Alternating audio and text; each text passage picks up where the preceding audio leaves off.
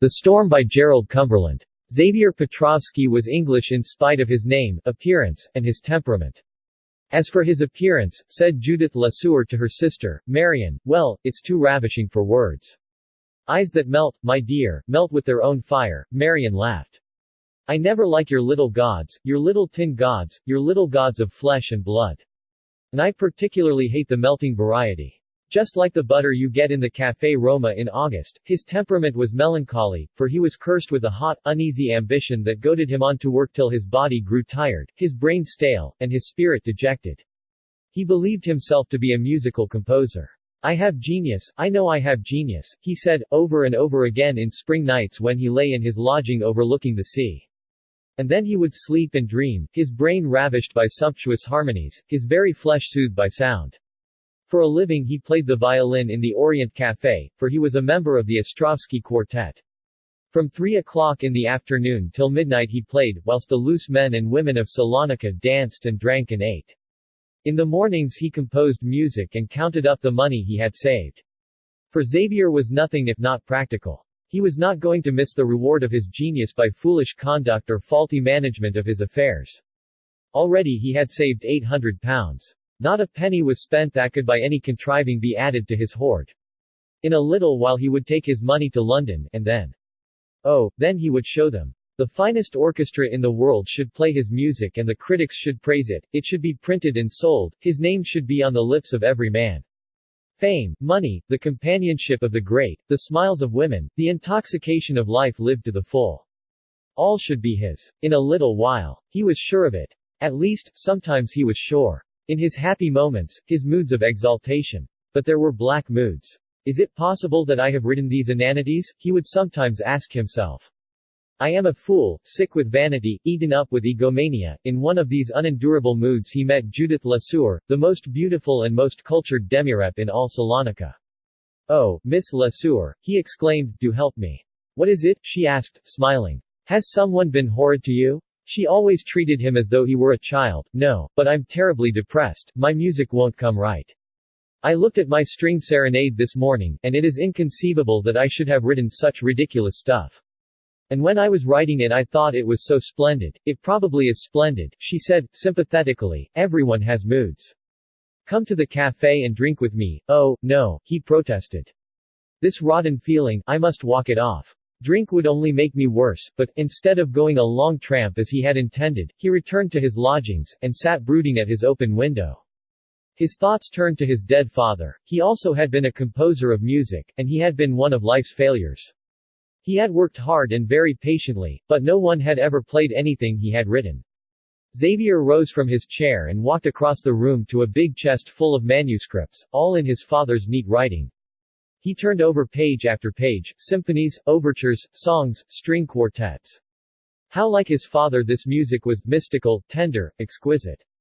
Like the poems of Rossetti, Xavier murmured to himself. Soon he became so absorbed in his father's work, that he nearly lost consciousness of himself. The music he was reading murmured and sang in his ears. His father's very spirit seemed to suspire from the pages. Almost could his voice be heard. It was as though the soul of the dead man was brooding over his living son. Some of the music had been written only 10 years ago, it was very much in advance of its period, and perhaps it was for this reason that both publishers and conductors had disdained it. Xavier's father had lived in London where, it is true, good music cannot for long go unrecognized, but he had been proud and almost vainly sensitive, and the rejection of a composition used to throw him into a condition of despair so great, that months would pass before he could persuade himself to give the work another chance. His sensitive pride had been his ruin. Xavier, wrapped up in his own work, had not for some years examined his father's music, and had never divined its true quality, but now he recognized its extraordinary distinction, its peculiar originality, its brooding power and barbed eloquence. Oblivious of time, he read on until his landlady entered with his lunch. We are going to have a thunderstorm, she said, looking at the copper sky. Very likely, he said, his eyes still on the music. And while he ate his frugal meal, he continued reading his father's music. He absorbed it until it was time to go to the Orient Café.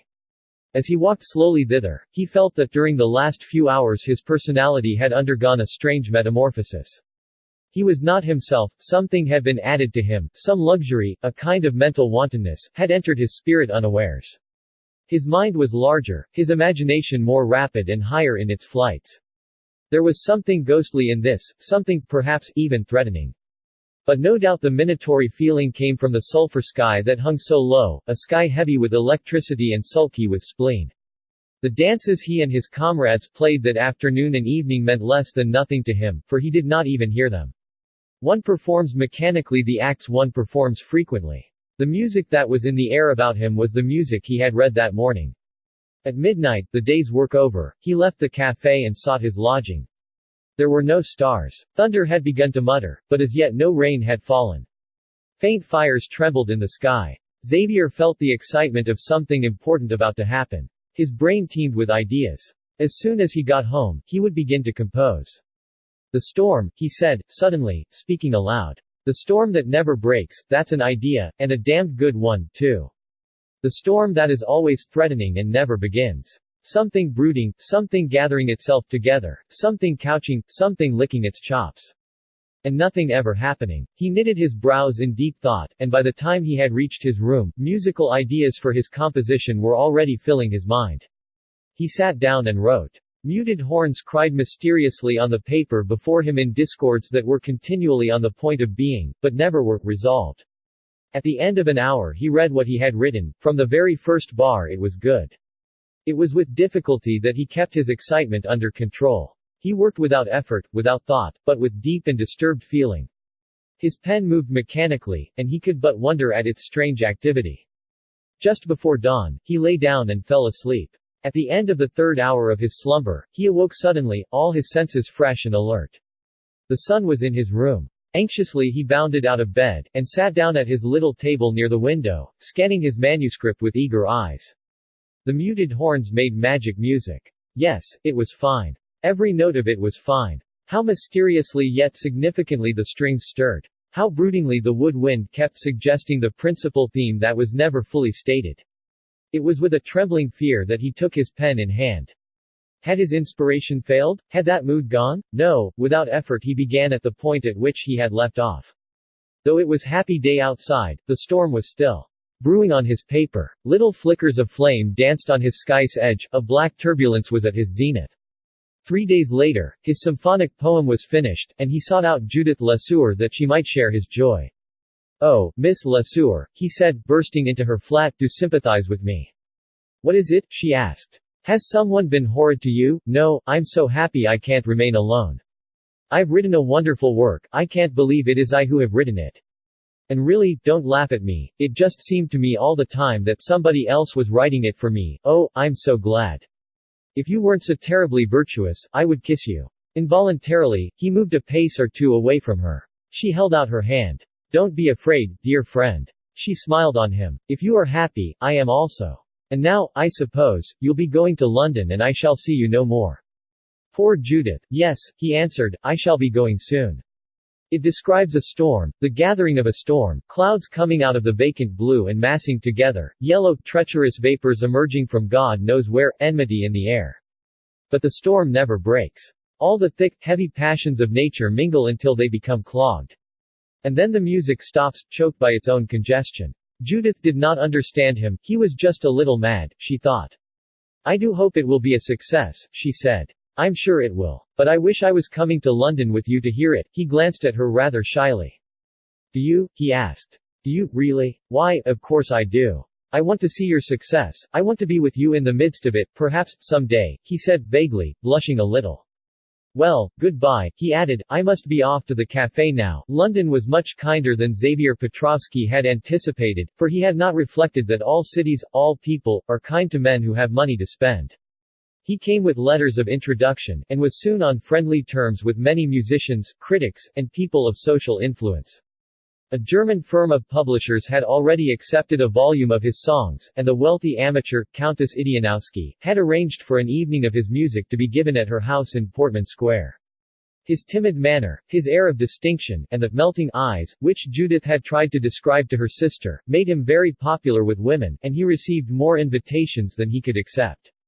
More satisfactory than anything else, he had been able to secure Queen's Hall for an evening in the first week in June, and Marcel Zeistebaum was to conduct for him, and the great soprano, Alice Gardner, was to sing a group of his songs and a scene from his opera Dido.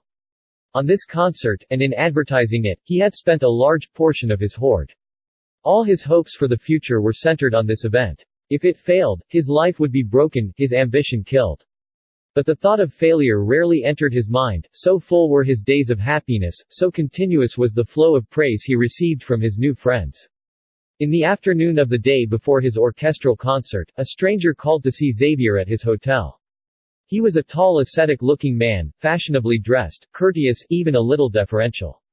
"My name is Shaw, Geoffrey Shaw," he said, "and I have called to see you because I knew your father well. Indeed, he was a dear friend of mine." Xavier, who had been writing at a desk when the stranger entered, rose excitedly to his feet. "You knew my father?" he asked. "Yes. I was with him when he died. In those days I was not so well circumstanced as I am now, or perhaps he would not have died when he did. I was one of those who had faith in him, in his genius. Tell me about him." "You know, I was only 15 when he died, and during the last 2 years of his life I never saw him at all." So the stranger told Xavier of his father's last years, of his patient courage, his extraordinary capacity for work, his sensitiveness. "He really had very great powers," Shaw continued, "but the weakness in him was that he had not sufficient faith in himself. His faith came and went. A single hostile word was sufficient to make him suspect his own genius. He stayed for half an hour and then rose to go. "I am going to your concert tomorrow, of course," he said. "Perhaps you will come and sup at my flat when it is over. My place is in Oxford Street, less than 5 minutes' walk from Queen's Hall. I shall be delighted. There are few experiences so salutary, and yet at the same time so galling, as that undergone by an inexperienced composer when he listens to the first performance of his orchestral works. His music may look extraordinarily lucid on paper, but in actual performance all kinds of elaborately calculated effects fail to come off. They are destroyed by lack of balance between the different sections of the orchestra. The ideas are there, but they are not heard." At the long rehearsal of his music, Xavier suffered deeply. It seemed to him that his compositions were like exquisite paintings at which handfuls of mud had been thrown. The tender sound would suddenly become meaningless noise, muddy patches here and there stopped and choked the logical continuity of his work. When he first noticed this, his instinct was to throw the blame on his conductor, Marcel Zeistebaum, but 2 or 3 minutes' reflection disclosed to him that the fault was in the writing itself, and not in the manner of its interpretation. Only one work, The Storm, came out in sound precisely as he had heard it in his inner ear. His other compositions were palpably the work of an untried, though gifted, amateur. Xavier Petrovsky sat writhing at his own music. The large audience was obviously bored. Even Alice Gardner's appearance did not lift them out of their apathy. During the interval many left the hall. The applause bestowed on each composition could only just be heard. All the critics were already congregated round the refreshment bar. Nothing but a miracle could prevent the concert from being the most conspicuous failure of the season. There was nothing from which Xavier could derive consolation. The fault was his own. His music was the music of a man who had not learned the technique of his art. The sounds that reached him from the orchestra were not the sounds that had come to him in the silence of his room in Salonika. Through lack of skill, through want of experience, he had failed to record what he had heard. After what to the composer seemed hours of misery, the last work was reached. He knew well that if the audience were in a mood to listen, The Storm could not fail of its effect. In rehearsal, it had been peculiarly impressive. Not a single note was miscalculated, it was the work of a mature mind, it had all the attributes of genius. And tonight, the very first bars gripped the tired and disappointed listeners. They forgot their disappointment in listening to this strange, disturbing sound. Brooding yet passionate, the music filled the hall, it flickered like flame, it rolled, like heavy waters, it menaced, like distant, just heard thunder. It made its listeners believe that something terrible was about to happen. And when all the black beauty of it had passed away without its threatened terrible culmination, the listeners felt an exquisite relief that expressed itself in thunderous applause. Not until the conductor had signified with an expressive gesture that the composer was not present and could not therefore bow his acknowledgments from the platform, did the audience begin to disperse. At the entrance of the hall Xavier Petrovsky found his new friend, Geoffrey Shaw, waiting for him. The meeting of the two men was constrained, it seemed almost as though they were enemies compelled to meet on a matter of business. They began to walk towards Oxford Street. "I wish to God I had stayed in Salonika," said Petrovsky, at length, "for it's all been waste." His companion tried to comfort him. "You have not yet had the experience that every composer needs before he can become successful, the kind of experience that you can't get out there in Greece. You must stay in London, live here. You would learn quickly all that is required." "But my storm succeeded, didn't it?" For a moment Shaw made no reply. Then, "Yes," he said, "that work was a great success, but they tell me the critics did not stop to hear it. They all left the hall long before the concert was finished. I do not blame them, but it's a pity they did not hear my best work. I feel like a beginner, Mr. Shaw. I have everything yet to learn. And for some years I have been flattering myself that I was a master of my art. Don't be too despondent, my dear fellow. You've got the stuff in you all right, it only wants bringing out and putting into proper shape. Yes, but the curious thing is that my work, The Storm, is absolutely free from all faults of inexperience. It might almost have been written by another man." They had now reached Shaw's flat. His host unlocked the door and led him to his dining room where supper was laid. Shaw's sympathetic kindness and, no doubt, the wine also soon put Petrovsky into a more hopeful frame of mind. When they had finished supper, Shaw invited his guest into his library. The room contained nothing but books, a desk, and a couple of easy chairs. "I have something here I want to show you," he said, very gravely. "It is a manuscript of your father's. He gave it to me a few weeks before his death. I happen to know it is the only copy in existence, and I was present when he destroyed the preliminary sketch on which this composition is founded." Taking a thin volume from a cabinet, he opened it at the first page and placed it before his guest.